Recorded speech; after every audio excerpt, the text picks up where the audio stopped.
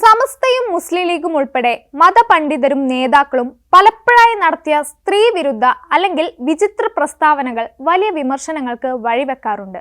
ഒടുക്കം ഇതാ സമസ്ത AP വിഭാഗം മുഷാവറ യോഗത്തിൽ AP അബൂബക്കർ മുസ്ലിയാർ നടത്തിയ പ്രസ്താവനയാണ് ചർച്ചയാവുന്നത്. വ്യായാമം എന്ന പേരിൽ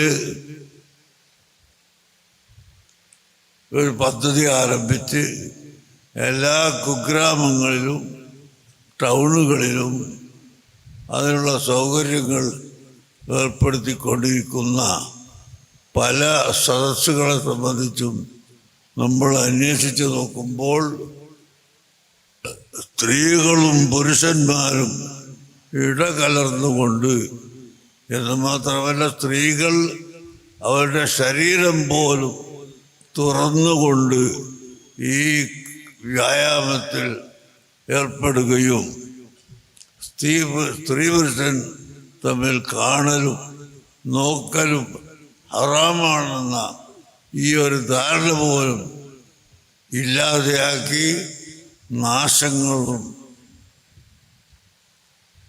നഷ്ടങ്ങളും ഇവിടെ വരുത്തിക്കൊണ്ടിരിക്കുന്ന ഒരു പ്രവണതയാണ് ഇപ്പോൾ കേൾക്കുന്നത്. സ്ത്രീകളും പുരുഷന്മാരും ഇടകലർന്നുള്ള ഏത് പദ്ധതി കൊണ്ടുവന്നാലും എതിർക്കുമെന്നാണ് AP അബൂബക്കർ മുസ്ലിയാരുടെ നിലപാട്. മൾട്ടി എക്സസൈസ് കോമ്പിനേഷൻ അഥവാ MEC7 കൂട്ടായ്മയ്ക്കെതിരെയും അബൂബക്കർ മുസ്ലിയാർ വിമർശനം ഉന്നയിച്ചിരുന്നു. വ്യായാമം എന്ന പേരിൽ ഒരു പദ്ധതി ആരംഭിച്ച് എല്ലാ കുഗ്രാമങ്ങളിലും ടൗണുകളിലും സദസ്സൊരുക്കുന്നു. സ്ത്രീകൾ അവരുടെ ശരീരം പോലും തുറന്നു കാട്ടിക്കൊണ്ട് വ്യായാമത്തിൽ ഏർപ്പെടുകയും സ്ത്രീയും പുരുഷനും തമ്മിൽ കാണുന്നത് ഹറാമാണെന്ന ധാരണ പോലും ഇല്ലാതാക്കുകയും ചെയ്യുന്നു. വമ്പിച്ച നാശമാണ് ഇത് ലോകത്ത് ഉണ്ടാക്കിക്കൊണ്ടിരിക്കുന്നത്. ഏത് നൂറ്റാണ്ടിലാണ് സമസ്തയും നേതാക്കളും എന്ന് സംശയിച്ചു പോകുന്ന ഇത്തരം പ്രസ്താവനകൾ ചർച്ചയാകുന്നതിൽ അത്ഭുതമില്ല.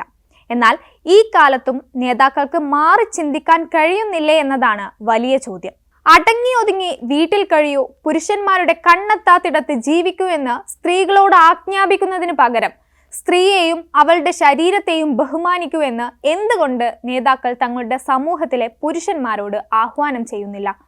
സ്ത്രീയും പുരുഷനും ഒന്നിച്ചൊന്നിരുന്നാൽ, തമ്മിൽ കണ്ടാൽ, വ്യായാമം ചെയ്താൽ, ഒന്നിച്ചൊരു ബിസിനസ് ചെയ്താൽ, ജോലിക്ക് പോയാൽ എങ്ങനെയാണ് സമൂഹത്തെ നശിപ്പിക്കലാവുന്നത്? തെറ്റ് ചെയ്യുന്നതിൽ ഒരു മടിയും ഇല്ലെന്ന സ്ഥിതിയാണ് ഉണ്ടാകുന്നതെന്നുകൂടി അബൂബക്കർ മുസ്ലിയാർ പറയുന്നുണ്ട്. എന്താണ് മുസ്ലിയാർ ഉദ്ദേശിക്കുന്ന ഈ തെറ്റ്?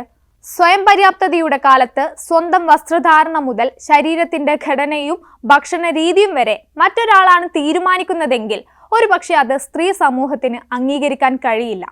4 ചുവരുകൾക്കുള്ളിലെ ആകാശമുട്ട സ്വാതന്ത്ര്യം തൽക്കാലം അവർക്ക് മനസ്സിലാവില്ല. സ്ത്രീകളും പുരുഷന്മാരും ഒന്നിച്ചൊന്നിരുന്നാൽ ലോകം നശിക്കില്ല, അവസാനിക്കില്ല. പക്ഷേ സ്ത്രീകൾ അന്യപുരുഷന്മാരെ കാണുന്നു, മിണ്ടുന്നു, ഒന്നിച്ചിരിക്കുന്നു എന്ന് തുടങ്ങി ഇത്തരം പ്രസ്താവനകൾ ഒരുപക്ഷെ ലോകത്തെ നശിപ്പിച്ചേക്കാം. തെറ്റായ സന്ദേശം പുരുഷ സമൂഹത്തിന് നൽകിയേക്കാം.